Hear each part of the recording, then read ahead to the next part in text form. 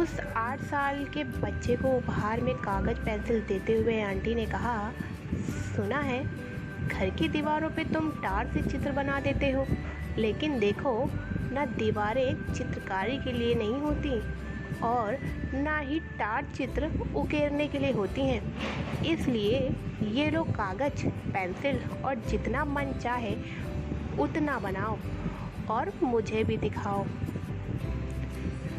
तो पता है ये स्टोरी किसकी है?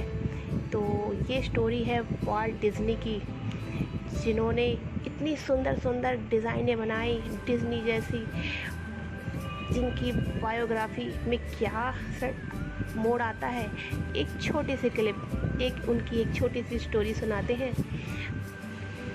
तो उनकी एक बायोग्राफी से ये मुझे एक स्टोरी पता चली कि उन्होंने ये बताया, कहा उन्होंने अपने इसमें कहते हैं, एक बहुत प्यारी चाची थी, हंसने को हमेशा तैयार, ज़रा भी गुंजाइश बनती और उनकी हंसी उमड़ पड़ती थी।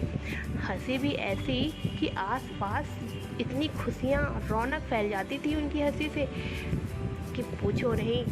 आंटी का नाम था मार्गरेट, लेकिन घर भर के बच्चे उन्हें मैगी आंटी कहते थे। But Maggie auntie, nice name.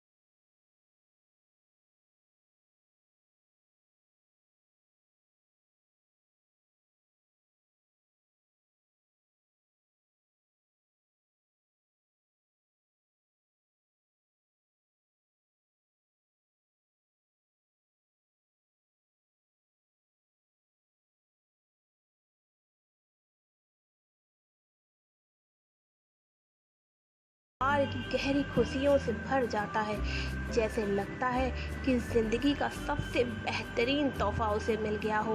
बच्चा समझ गया कि घर की दीवार व टार की चर्चा आंटी तक भी पहुंच गई है और अब कागज़ पर मनचाहा चित्र बनाना है।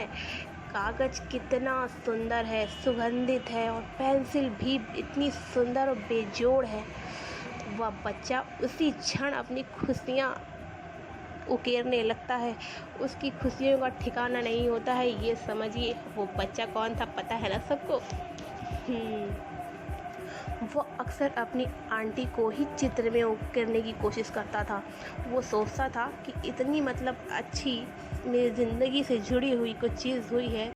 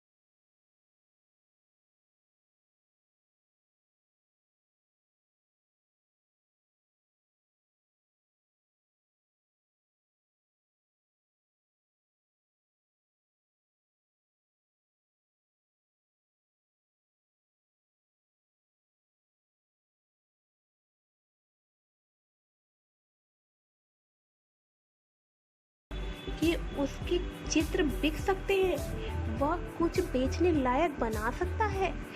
और वह गंभीरता से चित्र उकेरने लगा।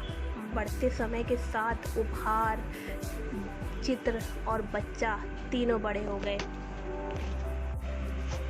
और एक दिन वह भी आया जब उस बच्चे, यानी किसके बारे में, नौजवान वॉल्ट डिज्नी को एक विज्ञापन निर्माता कंपनी में प्रति माह $50 की नौकरी मिल गई। चित्र बनाने व डिज़ाइन करके अपना मन माफिया काम भी था। फिर क्या होता है, नौकरी मिलते ही डिज्नी भागते हुए अपनी मैगी चाची के पास पहुंचता है। खुशखबरी पर चाची का हक सबसे ज़्यादा था। चाची को बताना और शुभकामना देना बहुत ज़रूरी था कि देखो चाची, मुझे चित्रकारी की दुनिया में मिल गई है पहली नौकरी, लेकिन कुदरत ने निराश कर दिया। चाची से मुलाकात हुई, पर बुजुर्ग व बीमार चाची ऐसी स्थिति में नहीं थी कि कोई बात सुन और समझ सके। चाची को निहारते हुए डिज्नी याद करते रहे कि कैसे वह उपहार लेकर आती थी और कैसे चित्र देखकर चहक उठती थी।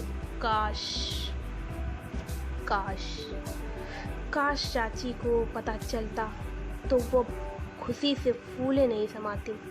बिस्तर पर बेबस पड़ी चाची का शायद इशारा था, मुझे क्या बताने आए हो, मैंने अपना काम तो कर दिया, तुम अपना करो, जाओ दुनिया को बताओ, दिखाओ कि तुमने क्या सीखा है।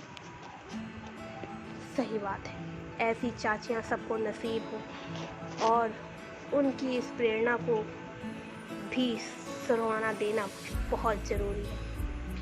अब यह मानव जाति के लिए समृद्ध कला इतिहास में दर्ज है कि वॉल्ट डिज्नी और उनकी कंपनी दिन दुगनी रात चौगनी तरक्की करने लगा है।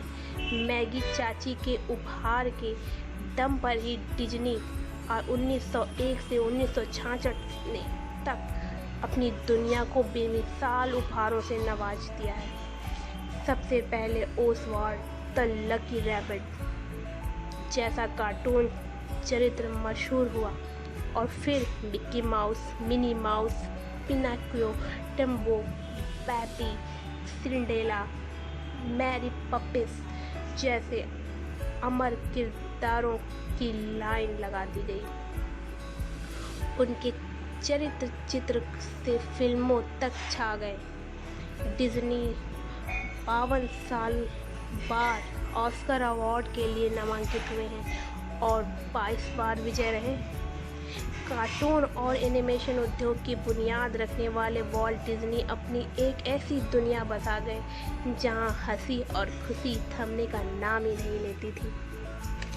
ऐसी खुशी, हंसी, ऐसा भगवान भी किसी को इतना क्रिएटिव बना देते हैं कि उनकी उस क्रिएटिविटी तो कहते हैं सबके अंदर होती है, पर उसको सही टाइम पे सही लोग ही समझ पाते हैं। सही बात है, उनसे वहाँ से लेकर जब मिकी माउस की रात तैयार हुई तक का सफ़र कैसा लगा आपको, ये ज़रूर बताइएगा। मुझे लाइक, सब्सक्राइब और कमेंट ज़रूर करिएगा। इनकी ये छोटी सी स्टोरी आपको कहाँ तक मोटिवेट करती है, ज़रूर सब बताइएगा। Thank you for watching my video. Thank you.